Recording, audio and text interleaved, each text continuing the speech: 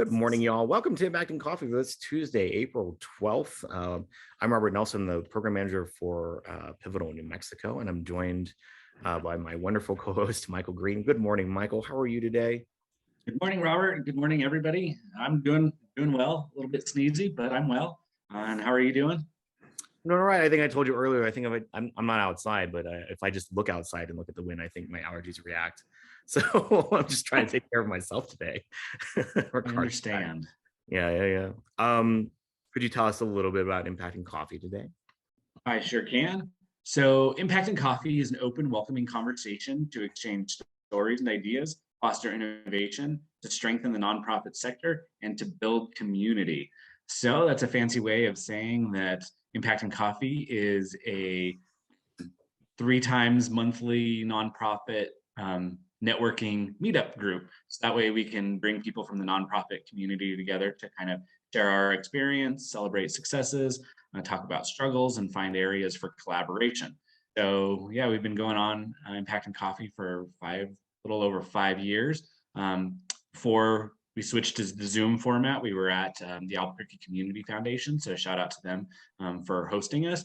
And also before the pandemic, we were enjoying coffee from Lily Marie's Coffee, so check her out if you ever see her around. But yeah, so with that being said, Impacting Coffee, like I said, we meet 3 times a month. However, we are trying to figure out how Impacting Coffee can grow. So I'm going to drop a survey in the chat, so that way you guys can help us figure out what direction Impacting Coffee needs to go in order to better serve your nonprofit networking needs.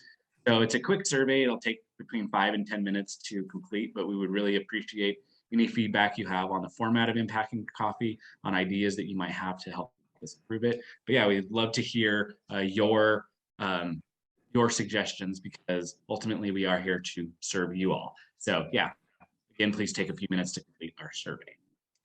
Thanks, Let's Mike. see. Yeah, Robert, how about you tell us about the Next Gen In grants? Yeah, and I'm just going to pause really quick because I know we always like to start off our day with a little bit of Gratitude Tuesdays. I just wanted to ask, Michael, is there anything you're grateful for specifically?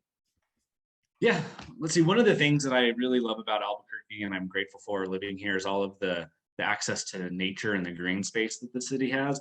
Having the Bosque and the Bosque Path, where you can go for a walk along the river, feel like you're not in town, or just get up into the foothills and feel like you're in the mountains, even though it's all here in Albuquerque. That's something that I'm really grateful for, and I try to take advantage of that as much as possible. How about you, Robert? What are you grateful for? I am grateful for well, I'm grateful for my cat. My cat is like sitting right there. You can see. It's nap time. So it's good to have cat cuddles in the morning on a Tuesday before as work is getting started. So, and also grateful for all of you for being here today. I'll just ask that everyone, welcome this morning to Back in Coffee again, and just introduce yourself in the chat and share anything you're grateful for this morning too. And I will pass it back to you, Michael, just to talk. I know you asked me to talk about Next Gen. Could you mind talking about it really quick? Sure. So Next Gen In is a grant that we give out, and it's for people who are 25 years old or younger who work with a nonprofit organization who are trying to build capacity.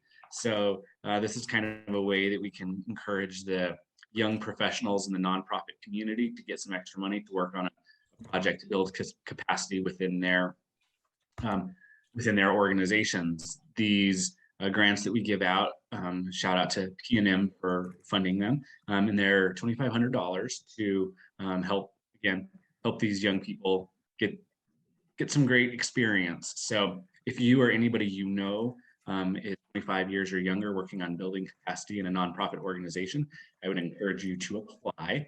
I will go ahead and drop the link in the chat here in just a second, as soon as the link loads. Yeah, that's definitely, I would encourage you to please help us get the word out on that. Thanks, Michael. I think without further ado, we can actually pass to our guests, Paula Getz over at New Mexico New and Tammy Stalker. Thank you so much for joining us this morning. We're going to spotlight you in just a moment. Tell us how you're doing. Thank you so much for joining us, and anything that you're grateful for this morning too. Hi, I'm Paula Getz. I'm one of the co-founders of New Mexico New, and this morning I'm grateful for. I have been blessed with a lot of mentors, or I'll call them elders, in this community, and one specifically that in her memory, which I can't believe that she passed last week, is LaDonna Hopkins, and she taught me so much about how to ask and do the fundraising, and she was just such a great teacher for me. So I'm really grateful that she gave all that she gave to all of us, all of our community. She's was quite a community treasure. So. Good morning, everyone. I'm Tammy Stalker. I work with New Mexico New, and this morning I'm really grateful to be here to meet all of you, but also especially, and I put it in chat, grateful to meet Michael Green, someone with connected to our local food source, a personal passion of mine. So I'm excited to connect with you today, Michael, and get to meet you and appreciate the opportunity to be here to share information about New Mexico New today. Thanks for having us. Yeah. All right, so we wanted to start with just a little bit. I know normally here we don't always do a bunch of slides, but I'd love to do just a few slides just to get, because we're so new, and then really just open it up like usual with the great conversation that happens and the community that happens. So let me get started here with share screen. All right, so I will go to this. All right, so we are New Mexico New, and that stands for New Elder World. And really, it is a story about engaging 50 to 70-year-olds. And the first word in the acronym is the same as the acronym. You like our acronym, huh? This is a story of 50 to 70-year-olds, how we're all starting to realize we're gonna live a lot longer, into maybe 85, 90, maybe even hundreds, they say now, right?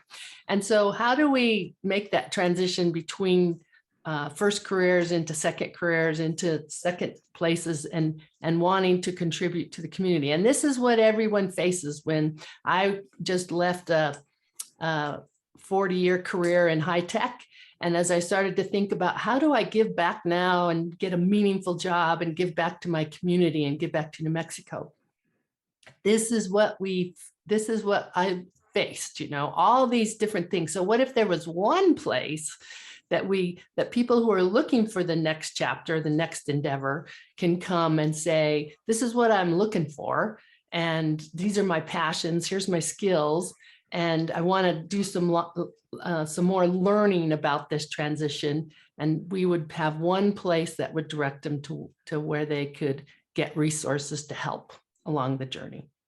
So that's really what we are about. And we're really looking at the younger cohorts, right? The aging network calls it the young old. So 50 to 70 plus or minus, because Tammy and I have both faced people who are younger than 50 who want to play and come participate in New Mexico New, and people that are older, way older than 70 that want to come. So it is, the needs and services vary for each cohort. A lot of the aging network, the services are for a lot of the 70 to 90. And we have been told we are unique in that we are focused on the younger cohorts. So just a little bit about the data, I think people know, but it shocked me when we started gathering data that 10,000 people turned 65 every day until 2029. So that's a lot of people turning 65. And I know for me and a lot of people that we talk to, when we look at our next chapter, we want to do something meaningful. We want to give back to our communities. And a lot of us, actually I think it's 70% in New Mexico, need extra income to supplement those retirement incomes. And that's a big deal, right? And so in New Mexico specifically, we are and this is from the governor's proclamation back in May 2019, that by 2030, so 7.5 years from now, over 30% of New Mexico's population is going to be over 60. So if we don't proactively have some way to keep that part of the population engaged, then we are, one, squandering a great asset that has skills and experience to provide, but also just the health impacts and the fiscal impacts of that. So that's why we created this nonprofit called New Mexico New Elder World. And we'll talk about the pathways, but it's really, again, for new elders to have easy access and a way to really engage and guidance on how to contribute to communities. So here's the 3 pathways: lifelong learning, and we've done about 9 events so far online and 2 in-person events. And we partner with people like Trish Lopez, teen years that are on. So really looking to partner with people with like-minded charters, and then a hub to really help make that engagement into volunteer opportunities and work opportunities really easy. And then just a great way to engage socially if people want to do that. So a little bit more about that hub. The biggest part of it would be an application, which we are currently raising money to build. It's really would be easy for new elders to come in and put in, here's my skills, here's what I want to do, here's my passions for volunteering. And then nonprofits, municipalities, startups, small businesses could come in and look for skilled resources, people that have been there and done that, and really want to look for a person to come help them and jump in, maybe for free, maybe for a reduced fee. And then for nonprofits and boards especially, be able to look for specific skills and experience. And then I want to go fast through here. So it's really the impact is economic, we feel like, with creating jobs and really helping the entrepreneurial ecosystem by wrapping skills and experience around startups and small businesses. And then the fiscal impact of with those jobs, creating more tax implications and not having seniors start to take public assistance as soon. And then the social impact, we have found data that if seniors start to experience being lonely or isolated, then they experience the health impacts of smoking 16 cigarettes a day. So that's huge, and nobody wants that. And so our results so far is we've, as I said, delivered those kinds of online learning events. We've now grown the community, our membership, well, really subscription into about 600, almost 600, right, Tammy? It's just shy of 600 in 9 short months, and building our board. And you can see we've raised money now from sponsorships and from private donations. And now we're really looking, we just got 2 grants that we just got. So now we're looking to really build, here, I'll go here first, to really raise money for the application and the continued operations for the rest of this year. And back to this is just our supporters. We have been really fortunate to have AARP New Mexico support us, a lot of the economic development community in terms of the city of Santa Fe and city of Albuquerque, and Sandia National Labs, even the part that does commercial technology commercialization, and the Bioscience Center and Fat Pipe. And then the Aging Network, the Area Agency on Aging, the state agency. And so, oh, sorry, going the wrong way. And really then partnering, like we said, like teen years with Trish Lopez. They have been a huge help. They help us during our Zoom events, and we refer people to them that really need help with getting on Zoom or help with technology. And then, as we say, that at State Aging and Long-Term Services Department has really touted our solution as something unique, and hopefully we can participate in an RFP cycle coming up later in the summer. And then we are a partner of Project ECHO.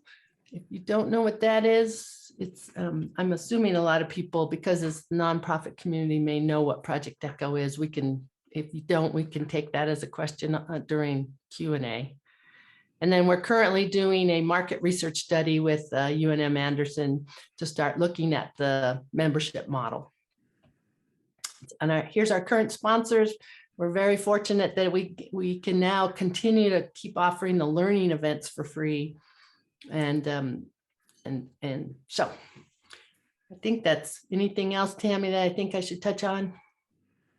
I just want to mention that we're also really thrilled to have the support of the Chip Conley Foundation with Modern Elder Academy, who's locating to their headquarters to New Mexico and building some communities actually here in New Mexico.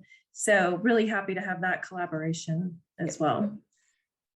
And I would add on that issue that we are very open to collaboration. We believe that collaboration is a must in today's world, and invite collaboration and really a multi-generational, intergenerational sort of approach to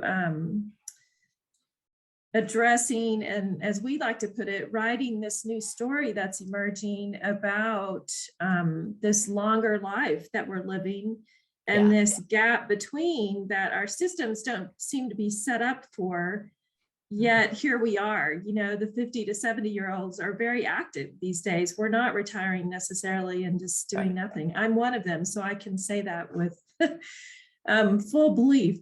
So yes, we're very open to collaboration and really love that idea and love that that aligns with what Impacting Copy is all about as well.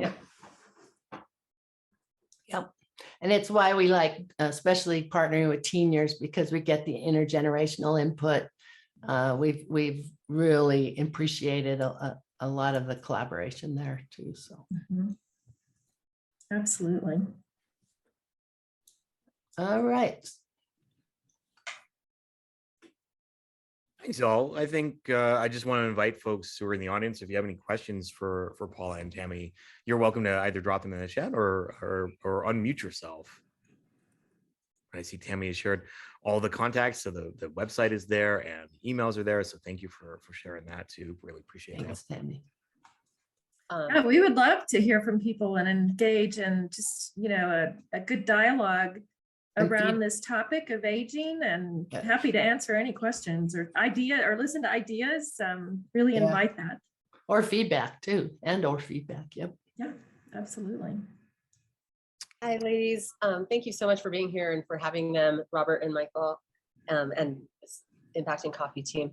I was wondering because I'm always like, I think in like film industry terms where I deduce things to a log line when I'm introducing something to someone. Like I don't go on with a whole paragraph. I try to be like to my brothers, like, did you know that blank, one sentence kind of. So I'm trying to think of how to summarize NM New. Would you guys say our goal is to help people over the age of 50 remain active, engaged in the community with volunteer and work, you know, after they retire? Is that kind of how you would summarize it? Yeah, I guess I would say that's a great tagline. Engage people 50 and older to stay active in the community. And then, yes, through learning, through getting them to volunteer and work opportunities and connecting them socially. Okay. And then just a comment, Paula and Tammy. So for those of you on the line, you know, we have a different tenure, and my assistant Jillian help out with every class they do over Zoom. And every time I'm like bummed when I can't make it, because it doesn't matter your age. These lessons are wisdom, financial knowledge, you know, taking care of an aging parent, all kinds of things. They affect all of us. So I find it really inspiring. So I just wanted to say thank you for the classes that you and that are free. Anyone, all you have to do is RSVP. Yeah, thank you, Trish. Thanks, Trish. Yeah, we love working with seniors too, and all of your coaches have been fantastic. So it's fun to have them around, and we love to refer them. We get we have other people, you know, that ask us on occasion as well. You know, how do you guys know how to run Zoom and do all these things? And you know, it's like, well, we have seniors, so yeah, call them. There's another question in the chat, Paula. What would be most like organizations providing services for people aged 50 plus to know about what people 50 plus are needing and looking for. And I would just say a quick response to that is that's a big question that we're asking also. We don't want to assume that we know all the answers. We can relate to it on a personal level. Within our organization, we have many people who we call new elders, that age 50 to 70 cohort. We're also pursuing a market research study right now through UNM Anderson. We were awarded a grant to conduct that study. So we're asking these questions as well. And we feel like this community, because it really is something kind of new, there's not a lot of data on focusing on this age group, 50 to 70. So we're inviting input from our community and trying to collaborate in that way. In fact, that's part of our partnership with Project Echo, is that we're sort of looking at it like a case study, if you will, and how can we share that information and gather that data and input from the community about what the wants and needs are. So we believe that there are issues like social isolation, loneliness, but we also believe that there's issues around ageism that people are facing. And maybe when people are retiring from their jobs, starting to look for new jobs, how do they even approach that? Or, you know, how do you, what are the things you need to learn about? What skills are you interested in learning about at this stage in your life? Maybe it has more to do with things like building community or following your passion, or the average age to start a business is 51. Maybe it's all about starting a new business. Where do you even begin? So it's, you know, there's a lot of different wants and needs, but we want that input from the community as well. So we invite that. Yep. Yeah, so the next question from Michael, I'll actually just share our website so people can see where to, we do have upcoming events. Oh, there we go. And if you go to our website, which is, Tammy put it in the chat, and then you go to events, our next one is with Trish.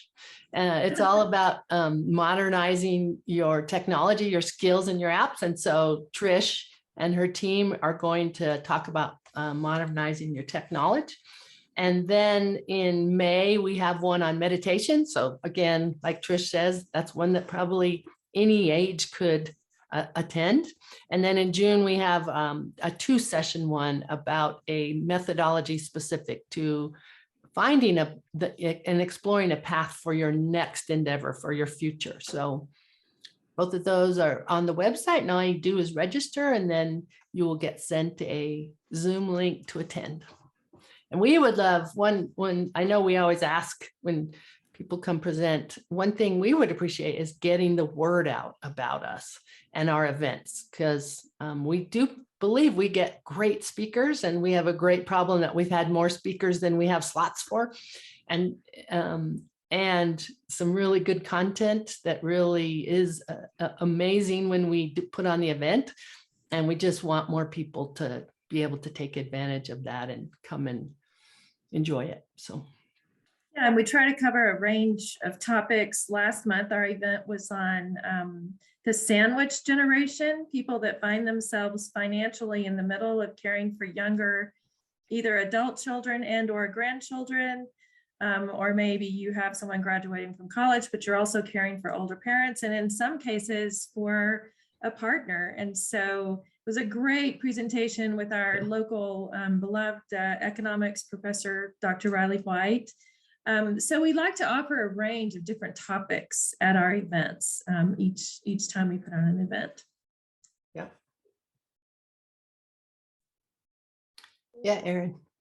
Hi, everyone. I'm happy to be here. I'm Erin Tarika, and a few things. One, this is incredible because I'm so happy to hear about it, because I've been working in the Jewish social services. I'm not there anymore, but I can't tell you how many people need this and just are searching for meaning at this Yes. point. And the second is about that is, I wonder, something that really has struck me over the years is this word of retirement. And sort of like it's changed to, it means you retired from your long-term career, but not from working. And so just to point it out that that's like a word that I think it's an evolving word, Yes. or maybe it's a word that needs to just go away. But there's Yes. something around yeah, okay, you get it. Of course you do. And lastly, I'm actually working on a project that hopefully will become a nonprofit or start with a fiscal sponsor is the hope, to support family caregivers. Oh, That's huge. Have anything that's specific to all family caregivers, regardless of chronic illness, it's not disease specific, and that the client is the family caregiver. That is the person who gets the care. So I'm definitely going to reach out to you and Trish also, and then anyone else who is interested in talking with me, I'd love to talk with you. Right now, I'm exploring the gaps. I'm exploring what services I think would either, well, obviously the biggest need, looking at that and what services can be provided, and then really just sort of figuring out the landscape here for something that's so needed and really sort of uncharted, even though there are many, many other states who have specific agencies, or they're a part of another agency. So I'm thrilled to be here, thrilled to meet everyone, and hopefully the start of some really good connections. yeah, definitely. Yeah, so the caregiving thing, we know what there, so thank you for doing your work, because boy, we all know that we need, there is such a, between the caregivers that we have and the caregivers that are needed is just a huge gap in New Mexico. I know it's across the US, but in New Mexico, it seems to hurt us personally. So, and we hope to have, once we get the application developed, that then in that hub, we would have a resource library that would help to, if someone was interested in, well, let's say I was a nurse, but I don't want to go back to the hospital because of COVID, especially maybe would direct that. But what can I do? Hey, I could maybe be a caregiver. So then we would say, if you're interested in that, go to the resource library. It would have there one place that here's what you need to do to be a caregiver in New Mexico, right? So we would love to stay in touch with you and on that. And I know that the Cabinet Secretary, Katrina Hocham Lopez, very interested in this subject. Absolutely.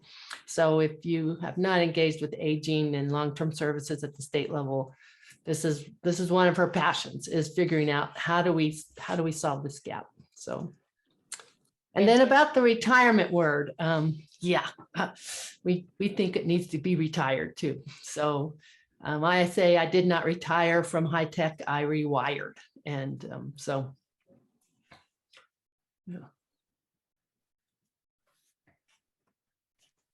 Appreciate y'all. I just want to ask, like, so you mentioned a few of your projects that are happening now, but are there any challenges you're facing specifically that you feel like that you may need some like encouragement around, any challenges around that you're facing that you would like to share with the audience today?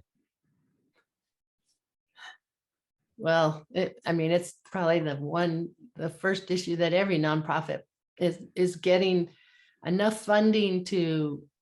So we can do through sponsorships and private donations. It's like we can almost survive to do operational support, but to get that investment that it will take to build the application is it's almost like a capital campaign, but a capital campaign for a application. And that's we're really working on how do we do that? How do we get anywhere from $75K to $200K it'll take to get that done, developed, even if it's off the shelf software, developed and deployed, and put a great help desk around it, because we know, because of our target audience, we need to have the right kind of IT support. And I know Trish would agree, and Trish may even be a part of that, right? Referring to teen years, but we have to put a support structure around it. So.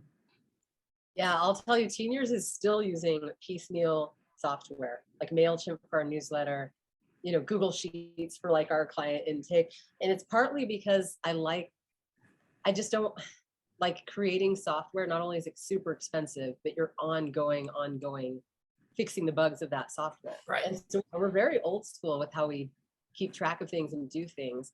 But it works for us at this stage. But I know what you mean, because there's no way, like as you grow and grow, you really feel that of doing things in that non-streamlined, non-tech way. And Or scalable. for everything way. Yeah, exactly. I have to throw out this quick little thing. I wish I had this statistic off the top of my head, but there is a huge success rate for the older you are starting something new, starting a nonprofit. Oh, yeah. Entrepreneur. Go ahead, Paul. Yeah. Yeah. Entrepreneurial Yeah, success so rates for older above people is far higher, 50. even if you have like VC's kid. Yeah. So the data we have found, because we have this great grant writer who has a background of being a librarian, so her research is incredible. So she dug up this if an entrepreneur is over 50, they have almost 2 times the success rate. In other words, being able to generate revenue than someone under in their 30s, right? So, and that's obvious, right? It's common sense. We've had a chance to trip. We've had a chance to make some mistakes, and we should know better, right? But yeah, 2 times more in terms of generating growth in a startup. Well, those things you said, but I also think it's like the heart is really there. Like you're like, I've been here and done these other things. A lot of younger people who I met in the startup world, they wanted to get rich. Like they wanted to be the next Zuckerberg. And so it's a different mindset when you're like, I really want to see this thing succeed, rather than I want to be somebody, I want to get rich. I just think it's an interesting stat. Yeah, I think you're tapping into your not only your wisdom and your experience, but that desire at this phase in your life to really offer something meaningful and worthwhile. Another little side note to that whole starting, the entrepreneurial sort of spirit at the age of 51 or so, for people who did start businesses earlier in life, there's also an issue with this group of people transitioning their existing businesses. So many people are walking away from their businesses, and COVID didn't help that, of course, but that's another just kind of subset of tapping into this discussion around how do we transition existing really good, worthwhile, meaningful businesses in the community as people are starting to step out and retire and do something different. So the two kind of go hand in hand. In fact, we're really curious about offering some entrepreneurship type workshops down the road, looking at it from a financial standpoint, as well as from a perspective of like, there's a group called RFN Cities that has lots of data on these topics of when to start a business and transitional phases. So that's a topic we're also very interested in. Yep.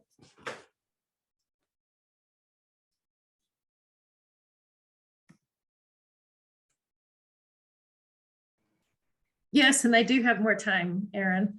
That is true. Yeah, absolutely. Well, I have a question for y'all. Oh, go for it, Michael. Thank you. Let's see. Yeah, so where do you see New Mexico New in the next 5 years? Where would you like to be then, as far as programming and size and so forth? Yeah. So even just this next year, and if we can actually raise the money to get the application done. So then I think then what we see is in the next 2 years, really growing our membership base and being able to start really proving how, if we engage and proactively engage this asset we have in our community, what a difference it can make. So that's what we'd love to say is once we get it set up, then we want to measure the impact of it. And after that, I think then it's just continuing to build out, because we're not quite sure. We want the social side of that to be organic, provide the conditions and the place where people can connect, but we're not quite sure how that would happen. So I think after we get the application up and running and we continue to do learning events that are relevant, then that will be the next one. So, year 3, really starting to take that on. How do people want to connect? Is it with like interests or in same regions? And through Project Echo, we want to definitely have a way of broadcasting learning events and have volunteers out in the libraries or the community centers all the way out, like Grants, Hobbs, Silver City. And we would have learning events that would have a didactic part to it, a teaching part to it, and then pausing and locally being able to do generative dialogue together. And really, so people will come out and meet each other from rural areas, right? And if they don't know one another, then start to connect. So, Tammy, would you add? Michael, or am I talking too much? Can I add one more comment? I just wanted to say, Paula, yay, I like that question because that's what I'm always thinking, like, how do people want to connect? Teen Years has an annual anniversary potluck where we invite our team and our clients and supporters out to Fat Pipe. And one thing I always do at the end of me giving like a yay, everyone, yay, our team, is I'll say we're gonna do a thing now because I'm all about connection. And so we're gonna, stand up and setting the timer for 3 minutes, you're all gonna introduce yourself to someone you don't know and have never met, or seen before today. There's usually about 70-ish people there. And I love that experience because you can tell like people like my brothers are just like, but when they stand up and they're just like, oh, okay, that's cool. You're retired principal. Oh, wow. Like, whatever it is, it's just, yes. I love that question. Like, so how do people want to connect, because it's different for everyone. Absolutely. And also, what are their interests, because you learn so much more when you figure out what people are interested in. And what we're noticing at New Mexico New is that by offering all these different types of events that we've been doing, there's kind of a natural social opportunity that's arising. So I'll give you an example. We're partnering with the Center for Applied Positive Psychology. Well, that just happens to be a group that is doing some amazing work, but they don't really have a website. They don't go out and promote themselves. They do come and speak at events like ours. So it's an open invitation to come to their weekly meetings that they have every Thursday if you're interested in the topic of positive psychology. And they're fascinating conversations. I can tell you, I've been to a few of those meetings. So we're starting to see like these just natural connections that can be made for people depending on their interests. They can go do their own group thing and, we're happy to promote it or let people know about it through our learning events. So we want it to be just a natural sort of progression. We don't want to assume that we need to go have this certain type of event in order to fulfill people. We want them to tell us what their needs are. Yeah, Erin. I think it's so connection and is so complicated. But I think there is like a meetup sort of model, obviously, about interests. But I think there's so many populations you're working with, but you have like transplants, like retired, retirees coming for a variety of reasons, and some to connect with family. But then you have long-standing people who have communities already. They have a full support system, family, friends. So I wonder if there's something there where it's like they can come with people they already know. There's a lot of framework that we're talking about, like how can we meet other people, and that is all very valid. And of course, there's things around vulnerability and there's so much around connection. But I think there's something like, can you like talk with people who have existing communities, and maybe it's there's something there, I think, around people who already have friends, let's say, and connections, and how do you get those people as a group even, or coming with their friends. There's just this focus on like people who have no friends and no connections. That's a huge group of people. I'm not suggesting it's not. And I did a support group for many years called Conversation and Connection. But a specific group of people who were searching for that connection. They were extremely isolated, and they were all in this age range of New Mexico New. But and then the other is on the application, on the form, there might be something about what do people want to teach? What do people want to give about? And not just learn, but or how, in what ways they want to bring their own wisdom to this, to the community. Yeah, definitely. And that thinking about what we want to ask in the app, that would be a big part of it, because we believe there's a lot of people who do have something to teach or offer or to give, either through a mentor or through teaching a workshop. And as Paula, I think, touched on earlier, we have more teachers that have, or people who have reached out to us that want to offer their teaching or whatever it is that they're wanting to share. Then we do time to fill the slots, which is a great problem to have, but we love it that that's starting to be sort of part of the conversation, and people are offering their ideas and their teachings. So we want to be able to share that. Yep. And I think that's a sign that's obviously showing that's a piece of market research, I guess. Yes. And also Sandia had something a long time ago. We had someone who, like, they're retirees from Sandia. I think there was a program, so you might know about it. Oh, okay. To connect with. Yeah, although we haven't connected with them yet, because they stay. So we're going to keep working on seeing if we can connect with Sandia, because absolutely Lanel is very interested. Sandia is less so in that, I think, because they have a structure of Trek, but I don't know how much mileage that gets, in terms of retirees connecting. They do have their little small groups and a lot of different ways that they engage with their retirees engage, I should say.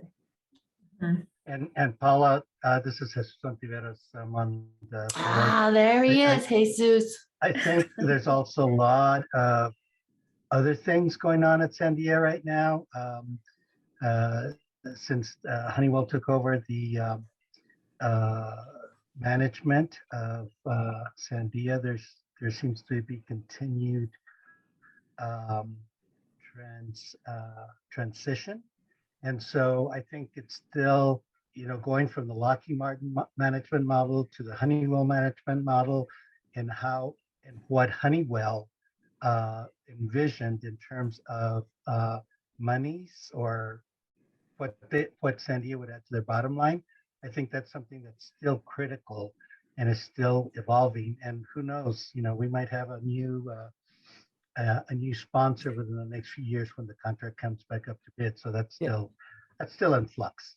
Yeah. Yeah.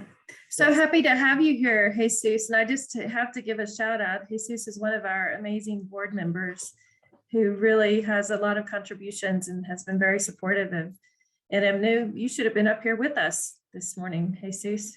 Oh, thank you. But I just barely, haven't even combed my hair, so I'm not going to be on the video yet.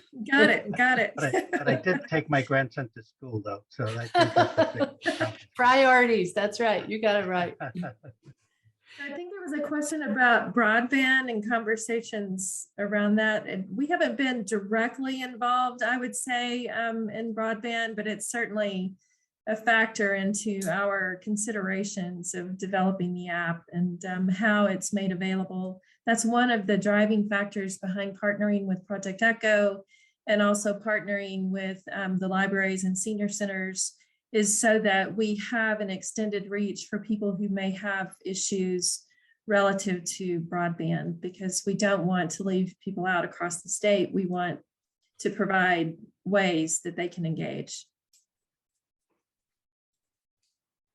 Yep. Are there other models you've been looking at in the United States or beyond that are addressing these concerns? Yeah, so not that we have found many. There's ones like Modern Elder Academy that actually we found, I guess I would say the ones that we have found are mostly learning. That's mostly their track. So Amava is another one, Modern Elder Academy, as Tammy mentioned. And we send a lot of people to Modern Elder Academy. If people are really wanting to dig deep and do a lot of that work on their transition, Modern Elder Academy is perfect for that.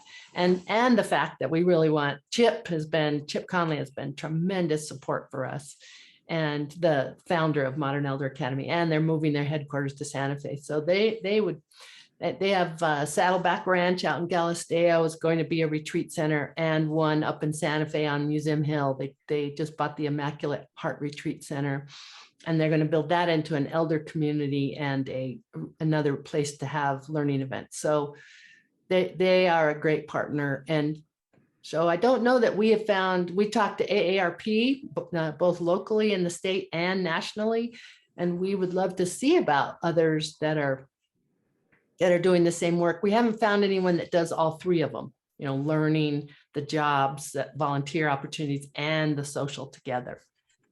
We really feel like that's a need that we have all three in one place. But Well, bravo. It's exciting. yeah. Yes, thank you. I just wanted to ask, like, is there, you mentioned your event, which I saw on the website it's virtual through Zoom, but and then just taking an input from some of your volunteers and within the elder community. How are y'all transitioning now into like more, or thinking about adapting towards like in-person or hybrid environments? Like what has that been conversation like been for you internally? Yeah. So I think we'll always be, I think the pandemic was actually good for us because we got to start on Zoom. And so our reach is so much broader. And we knew that our target audience, no way was seniors going to come out and to an in-person event, right? Although when we had our two in-person events in last September, we had to cut it off because we were trying to keep them somewhat COVID safe. So we capped them at 50. We had to shut both of those off, and people couldn't come that wanted to. And I think because we want to reach across the state, both urban and rural, we will always have our events be hybrid for learning events, and then try to have other events that may be in person. Some of the meetup or social type events may start to be in person, but yeah, we're just starting to talk about that. But again, Zoom and having the events online were a natural, and so that was probably a gift out of the pandemic. So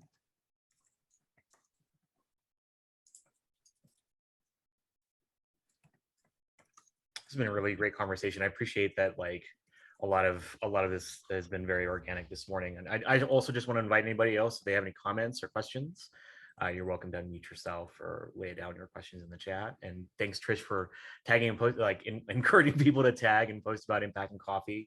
And then we also have a YouTube channel, so please subscribe to that as best as you can.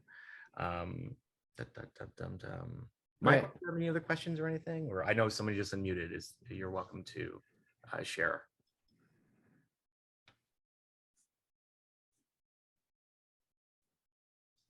Yeah, while we're waiting, Tammy, thanks for putting in the link to subscribe to all our YouTube channel, and all of our past learning events are up there.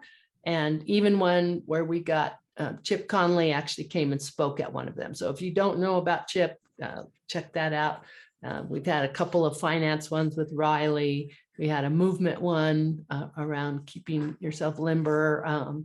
We've had a lot of different ones that like Trish's. And then please, yes, follow us on social media with our handle. So I was looking over some questions we typically ask to our panelists, and one of them is we always ask about the pandemic and how it's affected affected people. So how have you seen the pandemic affecting seniors? Well, the first thing is not being as apt to come out and start and take masks off and be in large groups. And there's a real reticence about that and being careful about that and watching it. So I think for a lot of seniors, it feels like the pandemic is not over, even though a lot of society feels like they're going on. It feels to us like we're not. And a lot of us, especially like the sandwich generation, I take care of my 93-year-old mom. I'm a part of her care team. So I still have to watch it. And I just got my second booster because I know that I need to stay as safe as I can so that I can go and see my mom once a week and help take care of her. And so it's not only just for us ourselves, and I have a wife who also I have to be careful with. So I stay super safe. And so I think that's true of a lot of seniors. So I don't know how many we would have. Maybe right now we'd get more in person, but I don't know. I think people are still being pretty careful. Yeah, I think that's, yeah, I'm glad we're talking a little bit about this because it's such a, I think, a tension that we all kind of have to ride a little bit. And so I think the more and more that we talk about it, though, I think it helps other folks understand like how they can adapt and, you know, and provide solutions for themselves rather than just like having this prescriptive kind of, sorry, my cat. Yeah, rather than having something that's prescriptive and just says like, you need to do this. And I'm like, Right. Yeah. Robert, Well, now that the weather's getting better, you know, maybe we can start thinking about some events or things like that outside later in the year. Or we have so many beautiful green spaces and parks, you know, in New Mexico that, and especially in Albuquerque, but start looking at those kinds of opportunities once it feels really safe. I think that's been the caution for us, is we'd rather err on the side of caution when it comes to this particular target audience, knowing that many of them are the caregivers for older adults as well. Yeah, I heard someone say my name. You're welcome. Robert, I was going to ask a question. And before I ask Robert, let me make a comment to that too. It's not even just fear. Like for me, it's so nice being able to do a lot of things online because, you know, like I'm a single mom and I got a daughter, and like there's like Impact and Coffee. It was very hard to make that in person, even though I'm downtown. Yeah. But I'm able to make it much more now being online. So I just hope that as we all progress towards more in-person things, that we also remember that online option for people who can't be there in person. And then Robert, I was just going to ask if you and Michael and the team are considering going back in person, and you know, do you know yet? Is that part of what the survey is about? And like, are you going to do both sort of online and in person? I was just wondering if you have. That's a great question. We are thinking about it. We don't have any. I don't think we have any like ready-made solutions and or any answers to that question. Unless anybody on the team wants to provide any feedback for that. Yeah. Yeah, I think we all learned how to do Zoom. We all learned how to go online. I think now as society, we all need to learn how to do hybrid. Right. That's the next one. Even pre-pandemic, we were doing Facebook Live for all of the Impacting Coffee. So we did try to do that, but we didn't have a whole lot of people watching on Facebook Live. So probably now post-pandemic, people are more comfortable with it and know it's available. So I think that in the future, once we do go to in-person events, we'll obviously continue to do hybrid version of it, but I also think there will be more people participating virtually. Virtually, yep. Yeah, I participated on Facebook Live. I love that you guys were doing that before. So, yeah. I appreciate that question and that thought towards it. We are definitely thinking about how, or like, what does that look like? I think we've also like I even think last year too, we were talking about putting something out in person, like at a coffee shop or something like that. But I think also our capacity has a lot to do with that too. Like as a volunteer team, like we do this as either part of our jobs or on top of our jobs. So it's something that we like try to be mindful of as best as possible. And also just thinking through like, what do people need? And that's, and to your point, Trish, like that's exactly why the survey we're promoting the survey as best we can, so we can just hear from folks. So if you, just like you put in the chat, if you know anybody that a nonprofit organization that can give us some input around that. I know I've talked to Sephora at New Mexico Thrive. She's put it on her newsletter, and a lot of different organizations have done the same, like AFP and like some of the foundations like Albuquerque Community Foundation and Groundworks. New Mexico have put it up on their own networks and through their own emails. So yeah, I think just from our own audience and from our own participants here, like, and our regulars that come here, like, it'd be helpful if folks pass that around too. I know it's 9:55, so I'm going to round out to this last question, which is what we always ask folks as we close that Impact and Coffee, which is what can our community do for y'all today, Paula and Tammy? Or I'm sorry, yes. Yep. Well, use those links, share us on social media, help us get the word out about us, and tell people about the classes so we can get people registered. And if anybody has any ideas about funders who would want to be engaged and be a part of, I built that app to engage, let me know, send me an email. I'll follow up and go pitch anybody. So. And I would just add to that we're in the not too distant future going to be doing an awareness campaign around these issues that people aged 50 to 70 are facing, and issues really that as a state and as a collective we're facing. Like 30% of our population is going to be over the age of 65 by the year 2030. So we want to make people aware, the disparities between caregiving. There's 60-something thousand paid caregivers. There's over 400,000 unpaid caregivers in New Mexico. So we want to start pointing out some of those kinds of issues, so people start having more conversation about our aging population.